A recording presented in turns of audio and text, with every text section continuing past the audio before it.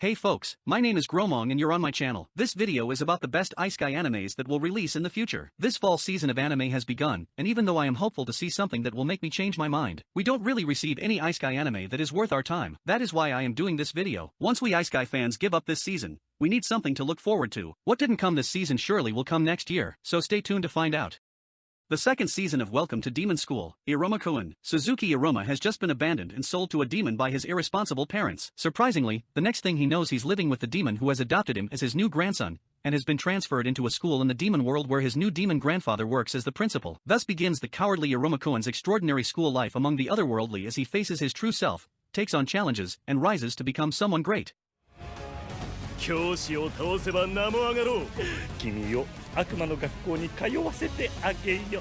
already have a video about Isekai animes in our channel. Don't forget to check the card that will pop up now.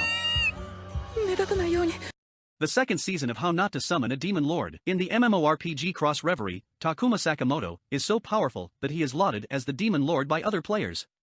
One day, he is summoned to another world, but with the same appearance he had in the game. There, he meets two girls who both proclaim themselves to be his summoner. They had performed an enslavement ritual to turn him into their summon, but that's when Takuma's passive ability activated. Instead, it was the girls who had become enslaved. Though Takuma may have been the strongest sorcerer there was, he had no idea how to talk with other people. That's when he makes his choice, to act based on his persona from the game.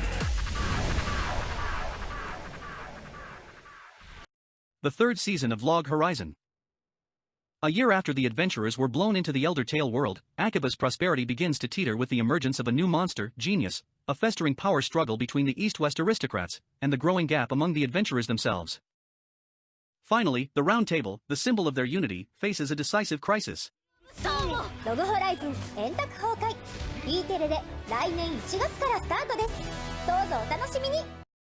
The protagonist was just an ordinary high school girl, but suddenly she was reincarnated as a spider monster in a fantasy world. Not only that, but she awakened in a dungeon filled with vicious monsters. Armed with only her human knowledge and her overwhelming positivity, she is forced to use spiderwebs and traps to defeat far stronger monsters just to stay alive. So begins the labyrinth survival story of a girl with incredible mental strength living as one of the lowest ranked beasts.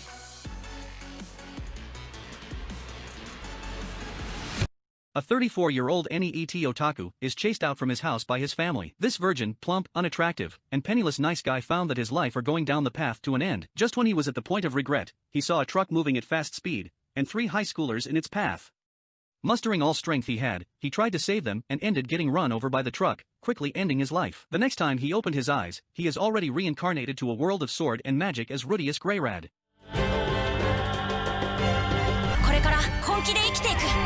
Second season of The Rising of the Shield Hero. The 4 cardinal heroes are a group of ordinary men from modern-day Japan summoned to the kingdom of Melromark to become its saviors.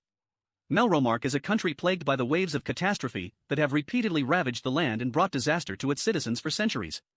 The 4 heroes are respectively bestowed a sword, spear, bow, and shield to vanquish these waves.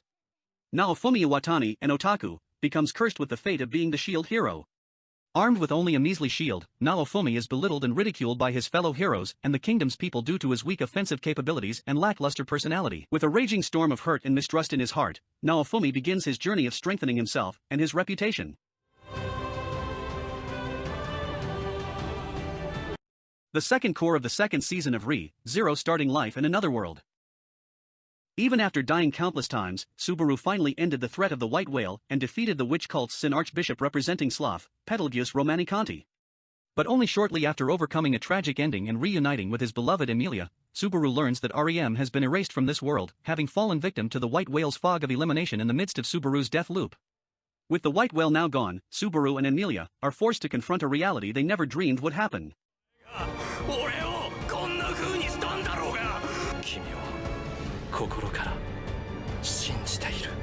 Subscribe in our channel to always stay updated with everything we have interesting in anime world. Check the cards.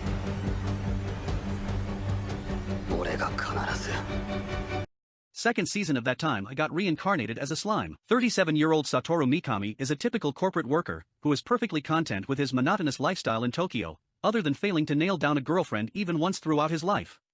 In the midst of a casual encounter with his colleague, he falls victim to a random assailant on the streets and is stabbed. However, while succumbing to his injuries, a peculiar voice echoes in his mind and recites a bunch of commands which the dying man cannot make sense of. When Satoru regains consciousness, he discovers that he has reincarnated as a goop of slime in an unfamiliar realm. In doing so, he acquires newfound skills, notably the power to devour anything and mimic its appearance and abilities.